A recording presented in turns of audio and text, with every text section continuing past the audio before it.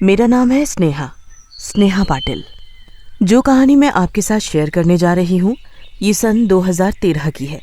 जिस तरह अपनी कॉलेज लाइफ में हर कोई मौज मस्ती और रोमांच की तलाश में रहता है, उसी तरह मैं और मेरे दोस्त भी इन सब चीज़ों को करने का कोई मौका नहीं छोड़ते थे।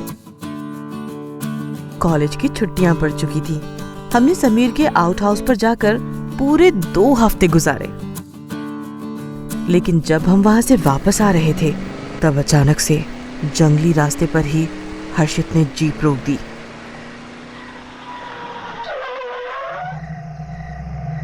क्या हुआ हर्षित, जीप क्यों रोकी? मैं बस जरा हल्का होकर आता हूँ।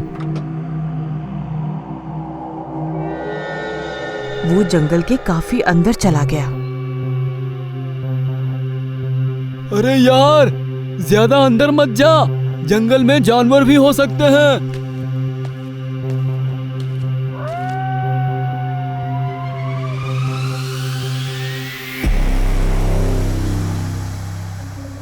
हे गाइस, जल्दी यहाँ पर आओ।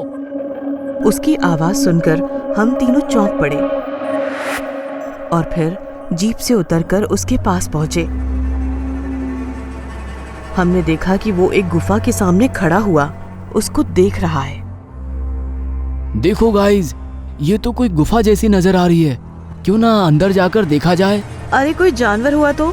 मैं तो कहती हूँ यहाँ से अभी चलो। अरे कुछ नहीं होगा, हर्षित ने कहा और वो तीनों अंदर बढ़ने लगे। मजबूरन मुझे भी उनके साथ गुफा में जाना पड़ा।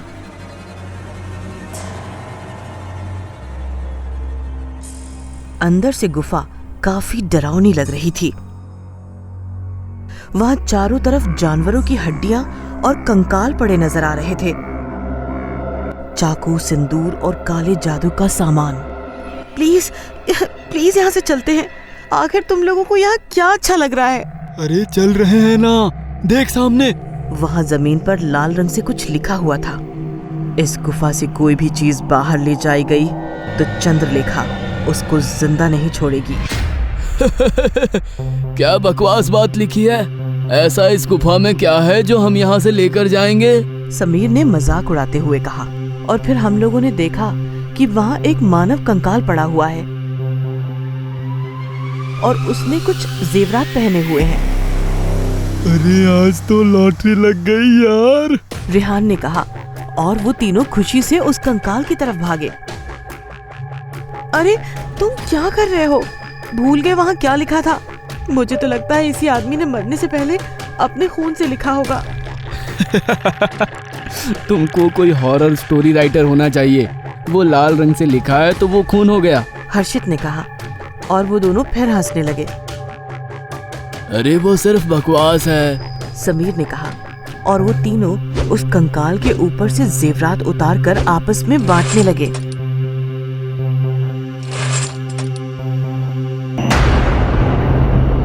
रेहान ने उसके गले का हार उतार लिया। हर्षित ने उसकी उंगलियों में से 2 अंगूठियां उतार ली और समीर ने उसके हाथ से कड़ा उतारकर उसी टाइम अपने हाथ में पहन लिया। मेरे लाख मना करने के बावजूद भी वो लोग नहीं माने और फिर रात होने तक हम लोग अपने अपने घर पहुंच चुके थे। कुछ दिन बाद एक रात जब समीर सो रहा था तो उसे उसके कानों में डोरबेल की आवाज आई और उसकी आंख खुल गई। उसने उठकर घड़ी की तरफ नजर डाली तो रात के 12:30 बज रहे थे। इस टाइम कौन हो सकता है? कहकर समीर बेड से उतरा और दरवाजे के पास पहुंचा। जब उसने दरवाजा खोलकर सामने देखा तो उसकी आंखें मानो चौंधिया गई थी। सामने नीली साड़ी पहने हुए एक खूबसूरत लड़की खड़ी हुई थी। उसके गोरे बदन पर वो नीली साड़ी बहुत ही खूबसूरत लग रही थी। जी, आप कौन? आप घर आए मेहमान को अंदर भी नहीं बुलाते? जी जी, माफ कीजिए, प्लीज कम। समीर ने जैसे ही कहा वो औरत अंदर आ गई और समीर की तरफ देखने लगी। आप यहाँ किस लिए आई हैं? क्या मैं आपको जानता हूँ? उसने समीर की कलाई की तरफ देखकर पूछा। ये कड़ा तुमको कहाँ से मिली? आपको इससे क्या मतलब? आप पहले मेरे घर में इस तरह घुस गई और अब मेरी चीजों के बारे में पूछ रही हैं। आप हो कौन? इतना सुनते ही उस औरत के हाव भाव बदल गए और उसके चेहरे पर गुस्सा आग के शोले उगलता नजर आने लगा। देखते ही देखते उसकी खूबसूरती खत्म हो गई और वो बहुत ही भयानक दिखने लगी। उसकी आंखें लाल थी, होंठ एकदम काले पड़ चुके थे, बाल खुलकर बिखरे हुए नजर आ रहे थे। ये देखकर समीर की चीख निकल गई और वो भागकर दरवाजे की तरफ बढ़ा, लेकिन दरवाजा खुल नहीं रहा था। मेरे जेवरों को चुराकर यहाँ अपने घर में लाने की हिम्मत कैसे हुई? वहां पर लिखी हुई चुनौती भी तुझे मजाक लगी थी ना? उसने भयानक आवाज में कहा। समीर ने पलटकर उसकी तरफ देखा और थर थर कांपने लगा। मुझे माफ कर दो। अपने इस कड़े के साथ मेरे घर से जो भी लेना है ले जाओ, लेकिन मुझे छोड़ दो। अब तो ये कड़ा तेरी मौत के बाद ही तेरे हाथ से निकलेगा। नहीं! समीर चिल्लाया। अचानक से वो कड़ा इतना गर्म हो गया जैसे कि उसको आग से निकाला गया हो। समीर का हाथ जलने लगा, लेकिन कड़ा उतर नहीं रहा था। धीरे धीरे अब उसके हाथ का मांस सड़ने लगा और इन्फेक्शन की तरह फैलने लगा। समीर से दर्द बर्दाश्त नहीं हुआ और वो अपना हाथ पकड़े जमीन पर गिरकर तड़पने लगा। मुझे माफ कर दो, मुझे माफ कर दो। उस आदमी ने भी यही गलती की थी जिसकी लाश से तुम लोग मेरे जेवर चुरा कर लाए हो।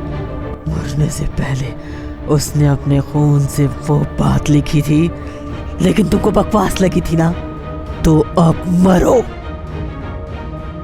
कहकर चंद्रलेखा वहीं खड़ी अपनी आंखों से सब कुछ देखने लगी।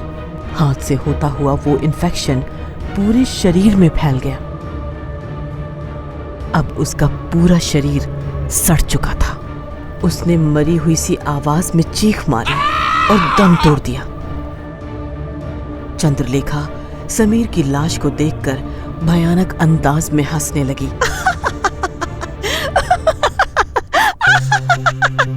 और वो कड़ा अपने आप उसकी कलाई में आ गया। फिर वो वहां से गायब हो गई। अगले दिन जब हमें समीर की मौत का पता चला तो हम लोगों को यकीन नहीं हुआ और उसकी मौत शरीर में इन्फेक्शन फैलने से हुई, ये बात भी बहुत अजीब लग रही थी। उसी रात जब हर्षित अपनी कार से घर आ रहा था तो उसको उसके पीछे की सीट पर चंद्रलेखा बैठी हुई नजर आई। उसने जैसे ही कार रोककर पीछे देखा तो वहां कोई नहीं था। थैंक गॉड, कहकर उसने अपने मुंह से सांस छोड़ी और जैसे ही उसने स्टीयरिंग पर रखे हुए अपने हाथ पर गौर किया तो वो चौंक पड़ा। उसकी उंगलियों में भी वैसा ही इन्फेक्शन फैलने लगा था जैसा कि समीर के शरीर में फैला था। वो डर गया और अंगूठियों को निकालने की कोशिश करने लगा।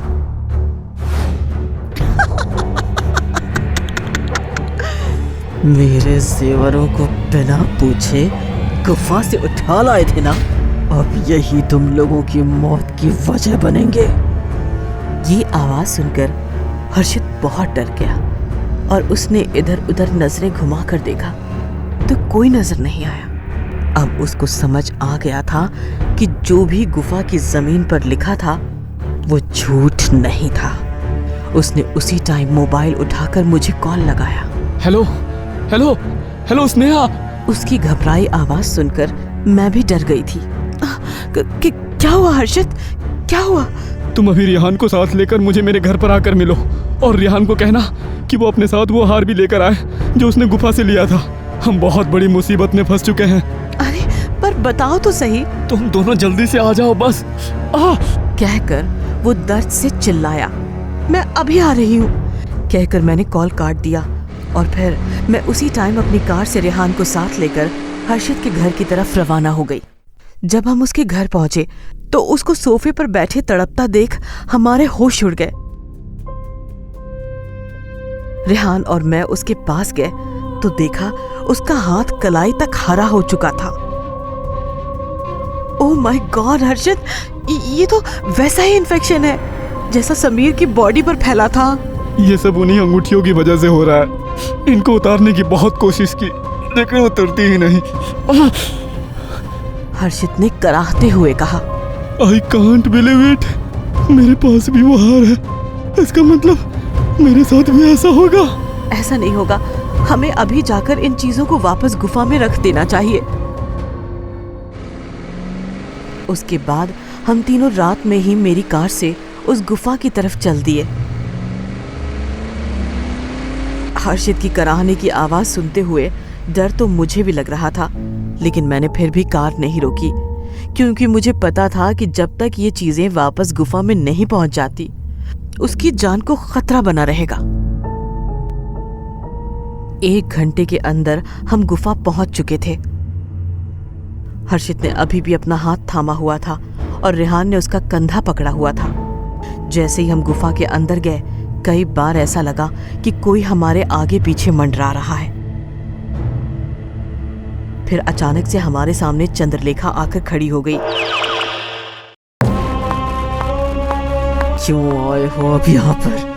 क्या मेरे बाकी के जेवर भी लेने आए हो? उसने गुस्से वाले भाव से कहा। सुनकर हम तीनों डर गए थे। रेहान ने जो हार अपने हाथ में पकड़ा हुआ था, डर के मारे उसको चंद्रलेखा के कदमों में फेंक दिया। हमें कुछ नहीं चाहिए, प्लीज हमें छोड़ दो। रेहान ने कहा, हमसे बहुत बड़ी गलती हो गई थी, हमें माफ कर दीजिए और अपने जेवर वापस ले लीजिए। हर्षित ने गिड़गिड़ाते हुए कहा, नहीं, तूने मेरे जेवर को पहना है, तुझको तो अपनी जान देनी ही पड़ेगी। कहकर वो भयानक अंदाज में हंसी।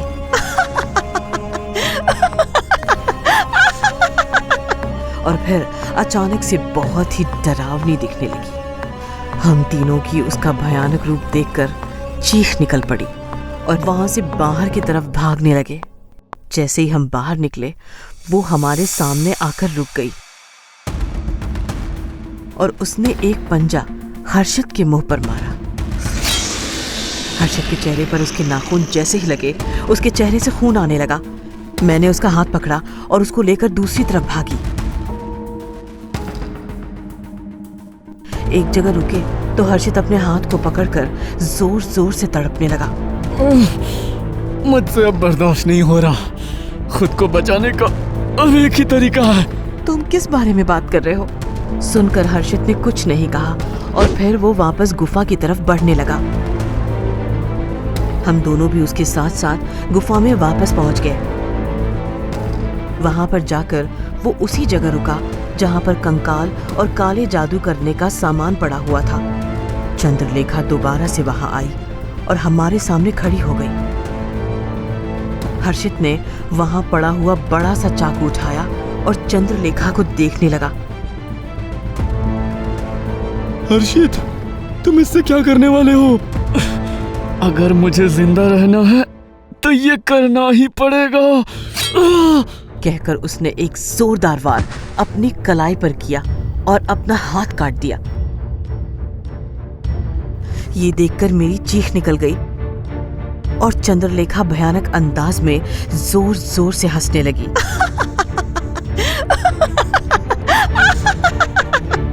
हाथ कटकर नीचे गिर गया तो वो अपने आप राख होकर बिखर गया।